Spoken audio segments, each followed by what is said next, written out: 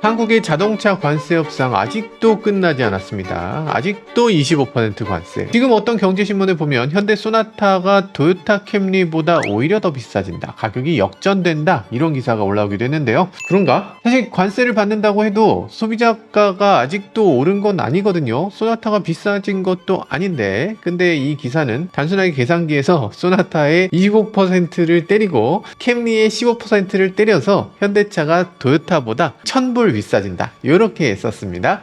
지금 미국에서 팔리는 소나타 어디서 생산합니까? 대부분 미국 엘라바마 공장에서 생산하거든요. 지금 하이브리드 소나타가 29,050불입니다. 캠리 역시 미국에서 생산합니다. 캠리는 29,000불이에요. 지금 소나타 가격이 역전되는 게 아니고 원래 캠리보다 소나타가 조금 더 비쌉니다. 물론 소비자가 기준으로. 딜러사에서는 어떻게 할지 모르지. 어쨌든 지금 봤을 때 기사는 조금 잘못됐지만 기자의 마음은 알 것 같습니다. 우려하는 거죠. 일본은 서명했는데 왜 우리는 안 하냐? 우리도 해야 된다. 이런 얘기를 하시는 거죠. 자, 근데 반대의 의견도 있습니다. 어떤 분들은 서명을 하려면 지금 미국이 투자를 하라고 하는데 그 투자 명목으로 달라는 돈이 무려 3,500억 달러, 우리나라 돈으로 482조 6천억 원, 우리나라 외환보유고의 80%를 다 현찰로 내놔라 라는 얘기인데, 저희가 원으로 드릴게요. 이거 됩니까? 원으로는 안 받을 거 아니야. 달러로 줘야 돼. 달러로 줘야 되는데 그 외환보유고로 갖고 있는 그 돈을 줘 라는 얘기예요. 그거 내가 달라고 하는 게 아니잖아. 투자해달라고 하는 거지 라고 할 텐데, 일단 투자를 하면 투자했으면 그 이익금도 내가 가져와야지 투자지. 근데 그 이익의 50%만 회수할 수가 있어. 만약에 50%씩 회수했어. 50%씩 해서 그래서 100% 되겠네. 그럼 그 이후부터는 아무리 잘 돼도 그 중에 10%만 가져올 수 있다는 건데, 사실 잘 되면 괜찮아요. 투자해서 10%를 내가 받으면 괜찮은 거잖아. 나쁘지 않은 투자입니다. 괜찮은 투자예요. 근데 문제는 잘 안 되면 어쩔 건데, 잘 안 됐을 때 그러면 미국이 물어내나요? 안 물어내실 거 아니에요. 잘 되면은 그쪽에서 갖고 안 되면은 내가 손해보란 얘긴데, 저는 이것에 대해서 어떻게 생각하지 않는데, 미국의 거시경제학자 딘 베이커가 이렇게 얘기했습니다. 관세가 15%일 때 대미 수출액이 5% 감소하고 관세가 25%가 되면 대미 수출액이 또 10% 추가 감소해서 125억 달러의 추가 손실이 생길 것이다 라고 주장했습니다. 그러니까 15%에서 25%, 10% 늘어나면 125억 달러 손해본다는 거예요. 만약에 연간 125억 달러씩 결감해서 3,500억 달러를 회수하려면 28년이 지나야지 뽑을 수 있는 건데, 그걸 왜 일시불로 주냐, 이런 얘기를 하는 거죠. 맞는 얘기 같기도 하고. 그리고 만약에 482조 원이나 되는 돈이면 그렇게 큰 돈을 미국에다 주느니 차라리 미국의 수출이 안 돼서 기업들이 어려워지면 그 기업에다 그냥 지원을 해라. 그래서 그 기업이 미국 아니라 다른 나라에 진출하는데 도움을 줘라. 그게 기업의 경쟁력을 더 키우는 방법이 된다. 저는 어느 쪽이 맞는지 잘 모르기 때문에 이것에 대해서 저는 모르지만 이렇게 얘기한 사람이 있다고. 그럼 일본은 어떤 식으로 해서 서명을 했을까? 지금 이시바 총리가 지난번에 TV에 나와서 연설을 하면서 이런 얘기를 한 적이 있죠. 미국이 우리하고 우방이라더니 어떻게 우리한테 이렇게 할 수가 있냐 라면서 큰 소리를 땅땅 치셨습니다. 그래서 그걸 보면서 와, 일본 세다, 와, 서명 안 하시겠네 라고 생각했는데 바로 서명하셨죠. 관세 15% 759조라고 하네요. 투자니까 버리는 돈은 아닌데, 아무리 그래도 이거 금액이 너무 크지 않나? 이 돈을 미국에 투자하겠다고 하는 서명을 대뜸 하셨습니다. 아무튼 관세는 지금 받고 금액은 나중에 후불로 주면 되니까 이렇게 서명을 하신 건 아닌가 라는 얘기도 있고요. 국가 간의 계약인데 국가 간의 서명으로 주기로 했는데 나중에 죄송하게 됐어요, 못 드리겠네요. 이게 되는 건가는 저는 잘 모르겠는데 아무튼 서명을 하셨습니다. 그래서 서명하신 것 자체도 굉장히 용기 있는 일이다 라고 생각했는데, 그대로 밀고 가면 모르겠는데 이시바 총리님 이번 유엔 총회까지만 하고서 바로 퇴임하신다고 합니다. 서명을 그럼 다음 사람한테 하라고 하지, 서명을 해놓고 퇴임하는 게 어딨어. 아무튼 만만치 않은 상황인데요. 지금 이런 경우에 많은 사람들이 얘기합니다. 일본이 저기서 서명을 너무 빨리 해서 너무나 아쉬운 상황이다, 왜 그랬을까 라는 얘기들이 정말 많이 나오고 있습니다. 일본이 우리하고 무슨 관계 있어요, 왜 또 남 탓을 합니까 라고 하는데, 지금 그렇게 얘기할 만한 이유가 있습니다. 왜냐면 한국이나 일본이나 지금 대미 관세 협상에서 가장 중요한 게 자동차잖아요. 미국에 많이 가보셨겠지만 미국에 가보시면 자동차가 정말 다양하고 정말 많다고 생각되죠. 근데 미국의 자동차 판매 순위를 한번 보자 거죠. 미국 트럭은 대부분 미국산이니까 트럭은 제외하고요. 올해 8월까지 미국에서 가장 많이 팔린 차 살펴보면요. 1위 도요타 라브4입니다. 2위 도요타 CR-V입니다. 3위 도요타 캠리죠. 4위 쉐보레 이코녹스, 5위 테슬라 모델 Y예요. 6위 혼다 시빅, 7위 드디어 현대 투싼, 8위 기아 스포티지, 9위 닛산 로그, 10위 포드 익스플로러, 11위 지프 그랜드 체로키, 쉐보레 트렉스, 도요타 코롤라, 기아 텔루라이드, 현대 아반떼, 이후로도 소나타, 소렌토, 카니발, 산타페 이렇게 쭉쭉쭉 있고요. 미국의 50위권을 보면 차들이 특별한 게 하나도 없고 일본 차하고 한국 차밖에 없어요. 미국 시장이 다양한 것 같지만 정말 단조로운 시장입니다. 일본이 대미 수출하는 물량을 보면 자동차, 반도체, 전기, 기계 설비입니다. 우리나라죠. 대미 수출을 보면 자동차, 반도체, 전기, 기계 설비야. 그죠? 우리랑 일본은 정말 똑같은 걸 생산해서 똑같이 미국 시장에 똑같이 팔고 있는 거예요. 그러니까 여기서 일본이 서둘러서 미국하고 협상했다. 그럼 우리나라 협상에 큰 문제가 됐죠. 왜냐하면 이번 관세 협정은 전형적인 게임 이론이기 때문입니다. 네, 게임 이론이라는 것은 아마 다들 알고 계시겠지만 혹시 알고 계세요? 많이 안 들어봤어요? 저희 PD님이 모르신다고 해서 혹시라도 모르는 분들도 계실 것 같아서 간단히 말씀드리면, 예를 들어서 철수와 영희가 공동으로 도둑질을 하다 잡혔습니다. 수사관이 이제 어떻게 합니까? 바른 대로 불어. 너 도둑질했지? 라고 할 거 아니에요. 그걸 할 때 어떻게 합니까? 한 자리에 모아놓고 이렇게 얘기하진 않을 거잖아. 각각 방에 가둬 놓죠. 그리고서 철수한테 얘기합니다. 야, 제가 저질렀다고 네가 자백하면 너는 봐줄게. 또 영희한테 또 가서 또 반대로 얘기합니다. 야, 제가 저질렀다고 얘기하면 넌 봐줄게. 그럼 둘 다 어떻게 합니까? 보통의 경우는 혹시라도 제가 자백할 수 있으니까 제가 훔친 거 맞아요.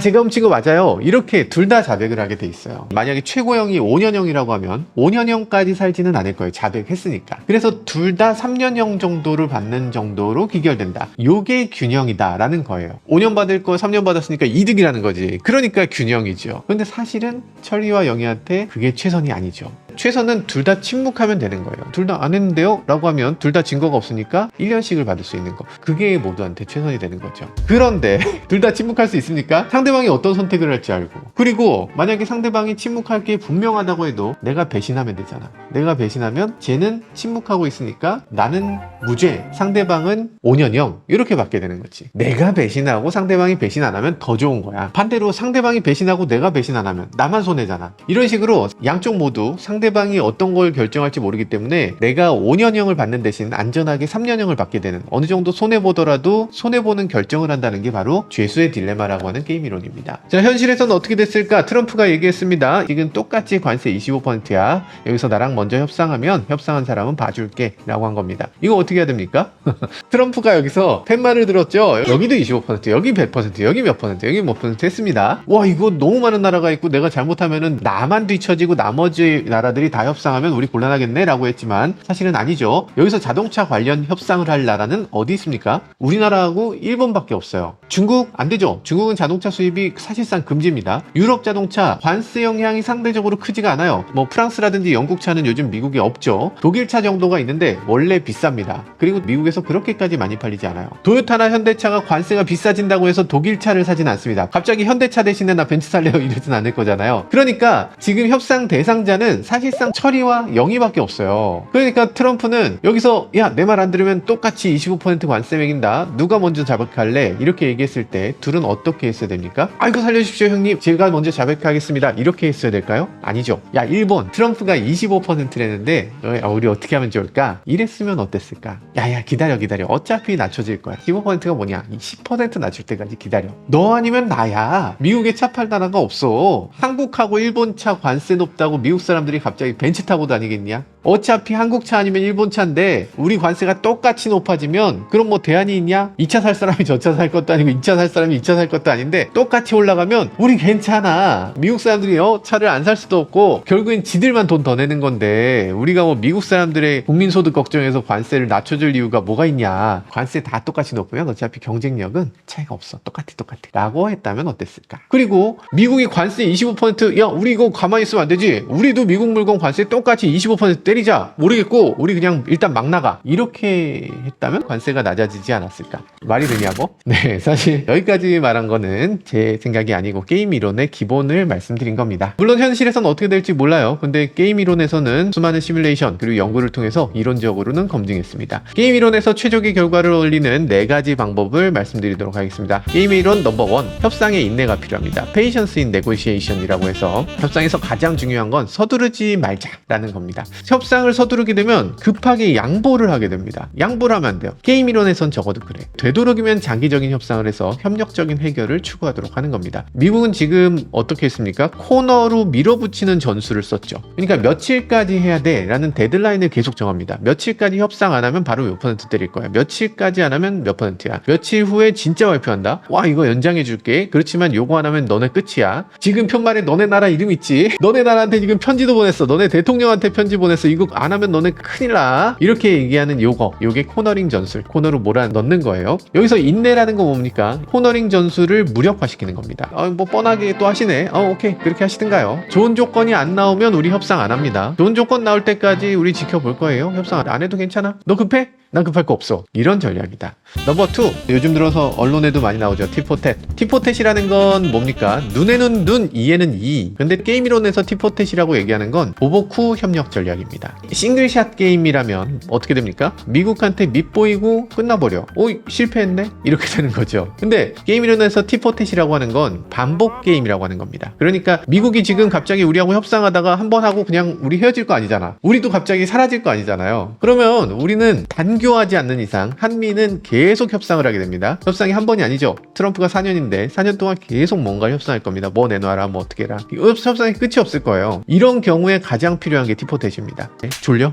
큰일 났네 이거. 티포텟으로 가니까 재미없어. 죄송합니다. 내가 왜 티포텟이라고 했지? 눈에는 눈, 이에는 이 전략을 할 때 상대방을 예측할 수 있게 되는 거예요. 아까 죄수의 딜레마에 대해서 얘기했죠. 그냥 놔두면 둘 다 배반을 합니다. 둘 다 배반해서 둘 다 3년형으로 애매하게 둘 다 망하는 거예요. 그게 많은 분들이 아시는 게임 이론의 내쉬 균형입니다. 그러니까 애매하게 둘 다 망하는 요것을 가리켜서 내쉬 균형이라고 해요. 미국의 경제학 교수 중에 로버트 엑설로드가 있었습니다. 이분은 그 내쉬 균형은 오로지 싱글샷에서만 유효하다는 얘기를 했어요. 반복 게임인 경우는 다르다. 상대방이 어떻게 결정할지 몰라서 둘 다 1년형을 받을 수 없다고 했잖아요. 근데 상대방이 어떻게 결정할지 몰라도 합의할 수 있는 방법이 있다. 우리 똑같이 침묵하자 이렇게 말하지 않더라도 둘 다 1년형을 받기 위해서는 같은 게임을 계속 반복하면 된다는 거예요. 같은 게임을 반복하면 어떻게 되는지를 관찰한 결과 전판에 상대방이 배신을 하면 나도 배신을 하는 거예요. 상대방이 침묵을 지키면 나도 침묵을 지키는 겁니다. 그러니까 배신했어 라고 하면 나도 배신하는 거야. 상대방이 침묵했어 그럼 나도 침묵하는 거야. 그럼 상대방이 결국에는 배신하지 않게 된다는 거예요. 이걸 가리켜서 반복 게임이라고 하는 거예요. 그렇게 해서 최적의 서로의 윈윈을 만들어내는 걸 파레토 최적이라고 해요. 어렵죠? 현실로 갖고 올게요. 현실로. 너 관세 올렸어? 어쭈? 나도 올린다. 뭐 나 아쉬울 거 없어 라면서 계속 싸우는 겁니다. 미국이 관세를 올린다고 했을 때 어떻게 했습니까? 어떤 나라는 죄송합니다 형님, 제가 뭐 잘못한 게 있는지 제가 뭐 알아보시겠습니다 이런 식으로 했죠. 그런데 미국이 관세를 올린다고 했을 때 중국, EU는 어떻게 했습니까? 똑같이 관세를 매겼습니다. 미국이 중국의 관세 145%까지 매겼죠. 중국은 거기서 사실 좀 쫄려야지 맞아요. 왜냐면 중국이 여러 나라 수출하지만 대미가 수출 1등이야. 미국이 저런 식으로 145% 관세를 매기면 중국은 사실상 문 닫아야 됩니다. 중국은 그럼 거기서 형님 죄송합니다 잘못했어요 라고 해야죠. 근데 중국은 어떻게 했을까? 우리가 뭐 잘못했나? 이런 얘기를 하는 게 아니라 그럼 너네도 관세 125% 이렇게 나왔죠. 그 결과는 어떻게 됐을까? 둘 다 145%, 120%를 맡고 있는 게 아니냐라고 생각하겠지만 아닙니다. 지난 5월에 트럼프가 중국과 일시적으로 휴전하겠다라고 하면서 관세를 51%로 낮춰줬습니다. 중국은 그럼 어떻게 했습니까? 우리는 뭐 120% 갈까요? 라고 했을까? 아닙니다. 중국도 우리도 낮출게요 라고 하면서 미국의 대중관세는 32%로 낮아졌습니다. 그러니까 이런 것들이 바로 게임 이론에서 전형적인 티포텟, 눈에는 눈, 이에는 이 협상입니다. 게임 이론 넘버 3, 뷰티풀 마인드 보셨어요? 존 내쉬의 일생을 그린 뷰티풀 마인드. 거기서 존 내쉬가 친구들하고 술집에 갑니다. 술집에 갔더니 정말 너무너무 예쁜 여자가 있어. 너무 예뻐서 거기 있는 모든 친구들이 다 와, 저 여자하고 한번 어떻게 나가봤으면 좋겠다 뭐 이런 얘기를 해요. 근데 존 내쉬가 그 천재적인 막 비상한 두뇌가 막 돌더니 야, 저 여자를 만약에 선택하게 되면 우리 모두가 망해. 그러니까 저 여자를 빼고 다른 여자를 선택해. 그럼 모두가 행복해질 수 있어 라고 해서 거기 있는 모든 친구들이 다른 여자들하고 술집에서 나가는 그런 장면이 있어요. 그러니까 지금 관세 피해를 줄이려면 어떻게 됩니까? 미국이 정말 달콤하지만 미국한테는 관심 없는 척을 해야 돼요. 아, 미국 그렇게 관세 높으면 우리 미국에 못 팔겠네, 어디 딴 나라로 갈게요 라고 해야 된다는 거죠. 게임 이론 넘버 4, 연합게임입니다. 서로 협동해서 이익을 같이 얻자 라고 하는 게 연합게임인데요. 만약에 둘이 죄수야, 서로 대화를 안 해. 저놈이 배신할지도 모르는데 어떻게 대화해? 야, 제가 협상을 먼저 하면 어떡하지? 나보다 좋은 조건을 제가 받으면 어떡하지? 이렇게 되면은 이 죄수끼리 싸우게 돼서 수사관한테 우리가 이것도 해드릴게요, 저것도 해드릴게요 하면서 막 내주기 쉽습니다. 반면에 죄수끼리 협동을 해서 연합을 할 경우는 상대방한테 더 유리한 조건을 받아낼 수가 있게 돼요. 만약에 한일이 협동해서 우리 공동 운명체야, 25%는 도저히 안 되겠어요, 미안한데 10%가 최선입니다, 우리 둘 다 서명 못 하겠어요, 미안, 이렇게 하는 걸 연합게임이라고 해요. 같이 손잡는 나라를 늘릴수록 유리합니다. 그래서 미국이 지금 협상 지배력을 갖고 있는데, 리더십을 갖고 있는데, 그런 리더십을 인정하지 않고 우리가 모두고 너네가 혼자야 라고 하는 거죠. 그런 게 필요합니다. 왜냐하면 미국은 지금 GDP 기준으로 29조 달러 시장이라고 하죠. 근데 대한민국은 불과 1조 달러 시장입니다. 비교가 안 되잖아. 29배야. 그렇지만 만약에 아시아 전체를 놓고 보면 아시아 전체는 무려 42조 달러 시장입니다. 미국보다 거의 2배예요. 우리 아시아 전체한테 25% 관세를 매기려고 해요. 어떤 나라는 막 100% 얘기를 해. 우리 아시아 전체인데? 우리 전체가 연합인데? 우리가 똑같이 25% 관세 해드릴까요? 라고 할 수 있는 거잖아요. 아니, 제가 미국한테 어쩌자는 게 아니라 게임 이론에서는 그렇다고요. 가정하자면 실제로 그런 일들은 많이 일어났습니다. 트럼프 지난 1기 때 미국이 멕시코, 캐나다 자동차에 대해서 25% 관세를 때리겠다고 했던 적이 있습니다. 실제로 어떻게 됐을까? 캐나다, 멕시코가 연합을 했습니다. 그래서 관세 0% 하지 않으면 우리 팔 수가 없다 라고 했어요. 연합이 얼마나 중요한지를 보여주는 사례다. 자, 그런 면에서 일본의 협상이 너무나 아쉽죠. 일본이 협상을 조금만 잘했다면 15% 관세 어쩌면 더 낮출 수도 있었을 거고 700조가 넘는 어마어마한 천문학적인 돈을 내지도 않아도 될 뻔했습니다. 그런 것들이 일본에도 아쉽지만 우리에게도 너무 아쉬운 일인데, 생각해보면 그렇습니다. 미국 트럼프도 그렇고 정말 많은 사람들이 국제관계에서 극단적인 제로섬을 추구하는 경우가 많죠. 그러니까 상대방이 이익을 봤으면 나는 손해를 본다는 생각을 갖는 거예요. 그런데 실제로는 그렇지 않습니다. 서로가 최적의 협력을 했을 때 모두가 이익을 극대화할 수 있습니다. 우리 세계가 지난 수천 년간 그 사실을 배워왔죠. 지금도 앞으로도 그 사실에는 변함이 없습니다. 세계 무역은 자유롭게 열려야 되고, 더 자유롭게 될수록 우리 삶이 더 효율적이고 더 평화롭게 이어지게 될 거라 생각됩니다. 지금까지 저는 모카 김한용이었습니다. 감사합니다. 차의 이야기, 세상은 넓어 차들은 달려가지, 하나 둘씩 펼쳐지는 차의 모험, 바퀴 아래 세상은 무궁무진해.